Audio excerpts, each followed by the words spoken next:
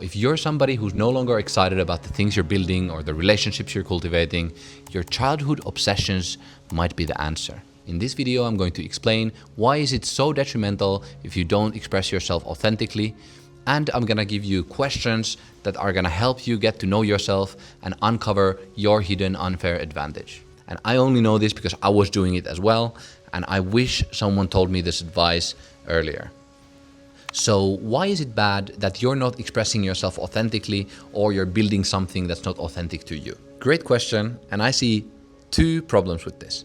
First one, if you're building something that's not authentic to you, you're never quite going to be fully satisfied even if you hit your goals, even if you do the thing that you intended to do, because the thing you wanted to do in the first place was something different than the one that you were doing. The second problem I see is that the things that you build, when you're not in alignment with yourself and your deepest desires, you're going to build these relationships, you're going to build these companies, you're maybe building this career, and everything you're building is not in alignment with who you are. When you're building something that's not in alignment with yourself, you're unable to do it for a long term. This is why we have such things as midlife crisis, or why divorce is so common. All these big changes that you do when you've figured yourself out. And I think this is something that every single person figures out as they grow up. But the big problem here lies in that it's often too late.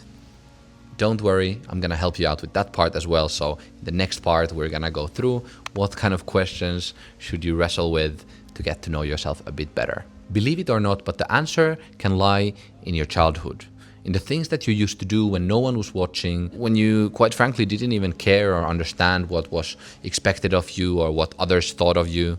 The things that you did just because you wanted to do them, just because they gave you joy and you somehow gravitated towards them. In a way, this is the only clean data you have, because as an adult, you do things as a means to an end. You go to a job in order to get money. You go to the gym in order to be in a good physical shape. You do things for the outcome, right? But as a child, you only did things that gave you joy in the present moment. Bear in mind, there is a nuance. As a child, your parents may have guided you into one direction, or you might have an architect dad, and that's why you were interested in architecture, or you might have had you watched a superhero movie and you wanted to be a superhero. It's not absolutely clear data, but it's the cleanest data that there is. I would look at things that you did unprompted, things that you didn't get inspiration about, but you just did it because it felt like you wanted to do it. So the three questions I would ask myself to get closer to the childlike version of myself. Number one, what was something that you lost hours to even if no one made you do it? Personally, there's a few things that come into mind. I used to love video games, especially video games where you develop your character and then you create possessions, you accumulate possessions. Number two, what did you get told off from doing too much? For me, it was definitely playing too much video games, but also I remember on my first grade, I think I got a letter from the teacher to my parents from singing opera in the class and disturbing the class. Insane, I know, but apparently there was a large amount of expression that wanted to come out of me. And number three, what did you come back to even if you were bad at it? Personally, I was always interested in learning new stuff even if I wasn't good at it. I was always very involved with small games, but most of all with creativity and music and playing the piano. And I encourage you to wrestle with these questions. Don't jump to conclusions. Don't try to intellectualize it, but really sit with them, feel them out, and see what comes up. It's not the thing itself. So if you like to play Legos, it's not necessarily that you're gonna be a builder in the future, but it's one step deeper. It's like, okay, you created something from nothing. In the same way, if you like to play video games, it's not that, okay, you wanna play video games as an adult as well. Maybe it's about competing, maybe it's about communication, maybe it's about creating wealth and building this character. I think it's a slightly different thing for everyone, and I think only you can sit with the question and feel it out, like what was the thing that was inherent for you as a child.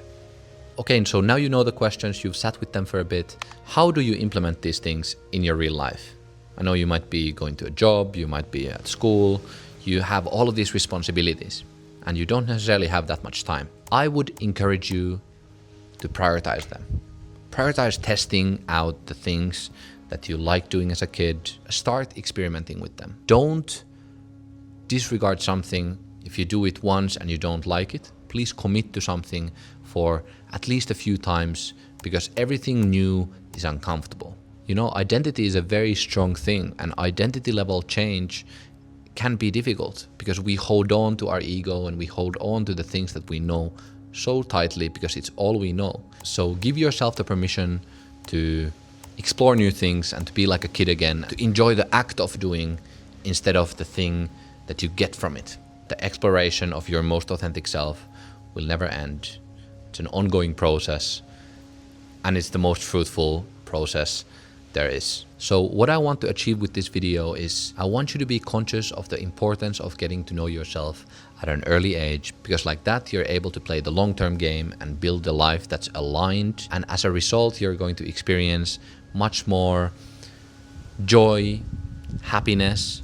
You're gonna experience more alignment, and that will manifest, or that will show in your life as more energy, more fulfillment in your everyday life. You will start attracting the people to your life that, you know, are like you and that are supposed to be there. So I encourage you to start exploring the part of yourself that you have been hiding before, and give yourself the permission to be a kid again and to enjoy the process. You're gonna save years wasted effort for building something that's not meant for you. So my question to you is, what were your childhood obsessions and how do they show up in your life right now? I would really love to hear your story, so please tell them in the comments down below. I'm gonna start with mine. I'm gonna pin that in the top comment.